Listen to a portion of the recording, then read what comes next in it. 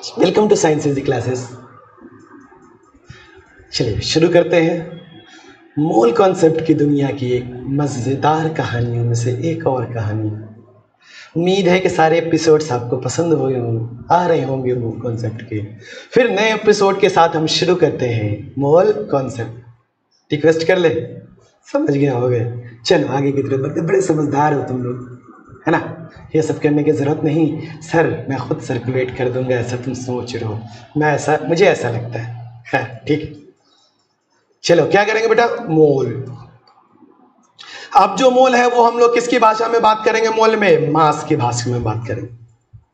हमने बात की है एटॉमिक मास की, हमने बात की है मोलर मास की, हमने बात की है मॉलिक्यूलर मास की। तो हमने आपको पढ़ाया है, समझाया है कि सर 1 मोल हाइड्रोजन एटम का मास कितना होगा? 1 ग्राम। इसी को क्या बोलते हैं? Molar mass of hydrogen. 1 mole hydrogen का मास 1 ग्राम। सर 1 मोल H2O का मास, 1 मोल H2O का मास कितना होगा? सर कितना हो जाएगा? हाइड्रोजन का मास कितना होगा? 2 का 2, 8 का कितना होगा? 16, कितना हो जाएगा? 18 ग्राम। कुछ क्वेश्चन प्रैक्टिस कर ले। सर CaCO3 का मोलर मास कितना होगा? कैल्शियम का सर हमने रट लिया है 40, कार्बन का रट लिया है 12, ऑक्सीजन का रट लिया है 16 × 30, टोटल हो गए 100 ग्राम। सर ग्राम क्यों लगा रहे हैं? क्योंकि 1 मोल का मास क्या होता है? ग्राम में होता है। सर कहाँ? सर आप इससे 2 लेक्चर पीछे चले जाइए, मैंने ये सारी बातें डिटेल्स में पढ़ाई है। सर C2H6 है, इसका मोलर मास कितना होगा? मोलर मास मतलब 1 मोल का मास। इसके 1 मोल का मास कितना होगा? कार्बन का कितना होता है? 12, 2 कार्बन है तो 12 × 2। हाइड्रोजन का कितना होता है? 1। कैटो है 6, तो कितना होगा? 12 दूनी 24 और 6 30। सर HNO3 का मोलर मास कितना होगा? नाइट्रिक एसिड का मोलर मास कितना होगा? हाइड्रोजन का 1, नाइट्रोजन का 14, ऑक्सीजन का कितना? 16 × 30, 16 दिया 48 प्लस 1 प्लस 14। अरे क्या कर रहा हूं मैं? 14, 49 प्लस 14 63 ग्राम। कर लोगे? मोलर मास निकाल लोगे? कैसे निकालेंगे? सबसे पहले क्या निकालेंगे? 1 का मास निकालेंगे, सबको ऐड कर देंगे, मॉलिक्यूल में मौजूद सबको, आपका क्या निकल जाएगा? Molar mass. फिर से एक लंबा लेक्चर के लिए तैयार रहिए और दिमाग की बत्ती खोल करके क्या पता नहीं जो भी है कंसंट्रेशन के साथ बने रहिए हमारे साथ। खैर चलिए सर, मोल इक्वल टू क्या है? चूंकि हम मास की बात कर रहे हैं तो क्या हो जाएगा? गिवन मास, मतलब सवाल में जो मास लिखा रहेगा अपॉन m0। m0 बोले तो मोलर मास। क्लियर है? अगर मास ही निकालना हो, मोल दिया गया हो तो कोई दिक्कत नहीं सर, n × m0। कोई परेशानी? n × m0। क्लियर? साथ साथ नोट्स बनाते चलिए। शुरू हो जाए। देखिए क्वेश्चन 30 ग्राम C2H6। सवाल find its mole equal to given mass upon m0। Given mass 30, molar mass अभी अपने निकाला 30 = 1। जल्दी हो गया? थोड़ा फास्ट हो गया सर? कोई दिक्कत नहीं है। हमारे पास है 949 ग्राम H2SO4। फाइंड इट्स मोल, इसका मोल निकाल लीजिए। सर किसका है डाटा? ग्राम का, तो n = गिवन मास। देखते के साथ पहचान लो कि ग्राम का डाटा है तो फॉर्मूला किसका? ग्राम वाला। ग्राम मतलब मास, तो फॉर्मूला भी किसका? मास वाला। Upon m0।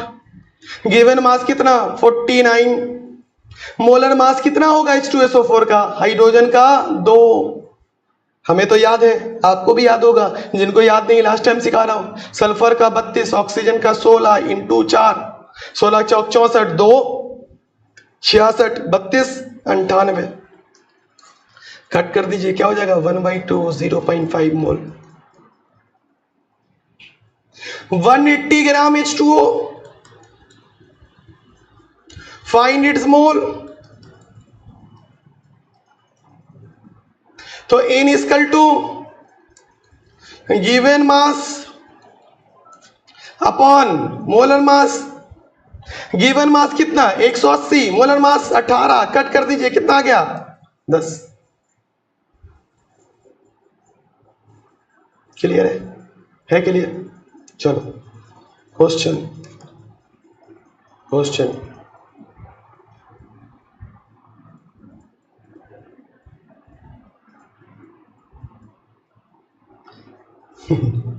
चलिए क्या देते हैं, हो गया होप चुप आप निकाल लोगे। बढ़ाए सवाल को। चलो सर सवाल है फिर से यही 90 ग्राम H2O। सवाल नंबर 1। हंसी आई, क्यों आई सर? सवाल लंबा करने वाले यार। It's mole, find moles of hydrogen present in it. Find moles of oxygen present in it. Find moles of electron present in it. Find moles of proton present in it. Clear है? क्या है बच्चों 90 ग्राम H2O। कितना ग्राम? 90 ग्राम। Moles निकालना है, कैसे निकालोगे? अब तो आ गया होगा गिवन मास अपॉन मोलर मास। मोलर मास कितना है 18, रट गया होगा कितना 5। तो H2O का मोल्स क्या हो गया 5। Find moles of hydrogen atom, आता है ना? क्या कर लोगे 5 को किससे मल्टीप्लाई कर लोगे? किससे मल्टीप्लाई करोगे 2 से। फाइंड मोल्स ऑफ ऑक्सीजन, 5 को किससे मल्टीप्लाई कर लोगे? किससे मल्टीप्लाई कर लोगे बोलो ना 1 से। अरे यार 5 मोल H2O है ना। तो हाइड्रोजन कितना है? एक में कितना 2, 1 मोल में कितना 2 मोल, 5 मोल में कितना 5 × 2 10 मोल।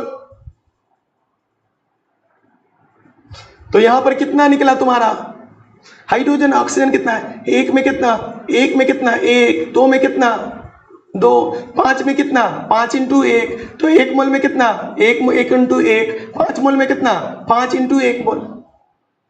नंबर ऑफ इलेक्ट्रॉन कितना होता है 10 × 5। क्यों? या 5 × 10 कर लो, 5 × 10। 5 क्या है मोल, 10 क्या है नंबर ऑफ इलेक्ट्रॉन। सिंपल सा, एक बार मोल निकाल लो, जिसको भी निकालना है उसके नंबर से मल्टीप्लाई कर दो। प्रोटॉन कितना है 5 × 10। क्लियर हो गया? उम्मीद तो हम यही कर सकते हैं। फिर से आप क्वेश्चन थोड़ा सा लंबा, तो हम लोग करते हैं C2H5OH। बड़े काम की चीज है दोस्त, किसको पता है चैट बॉक्स में लिखो ये है क्या, कभी ट्राई किया ये भी बता दो। तो C2H5OH हमने ले लिया, ये कितना कैलकुलेशन करने दो, तुम्हारा भी थोड़ा सा कैलकुलेशन इजी रखते हैं। 23 ग्राम 23 ग्राम C2H5OH। Find its mole, find moles of carbon atom present in it. Find moles of hydrogen atom present in it. अब तो पक रहे हो गए आप लोग, क्यों सर? एकदम लड्डू हलवा हो गया, हलवा। लिखिएगा चैट बॉक्स में, जब समझ में आ गया तो सर बिल्कुल हल्का हलवा हो गया, चमक गया अच्छे से। फाइंड मोल्स, अरे ये सब आप लिखते हो ना, मोटिवेशन मिलता है कि चलो जो हम एफर्ट लगा रहे हैं वो आप तक पहुंच पा रहा है ना। तो find moles of oxygen atom present in it, find moles of electron, atom नहीं, प्रेजेंट इन इट रहने देते।